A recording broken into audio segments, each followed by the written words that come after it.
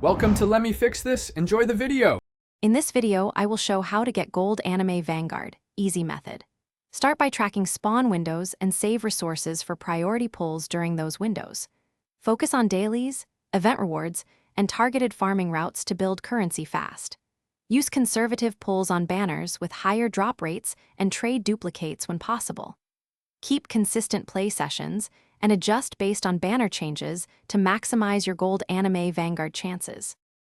Plan your sessions around events and banners to get the most out of limited time and currency. Play shorter, focused runs that net reliable rewards instead of long, unfocused grinding. Target nodes that grant both currency and upgrade parts to speed progression. Track banners with improved gold unit odds and avoid impulsive pulls that waste resources. This steady, prioritized approach steadily raises your chance to obtain Gold Anime Vanguard.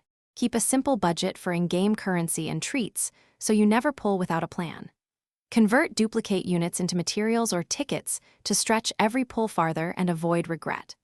Always set a clear goal like one guaranteed banner or a specific upgrade so you avoid impulse spending. Consistent small savings add up and let you capitalize on limited time banners that improve your odds for Gold Anime Vanguard.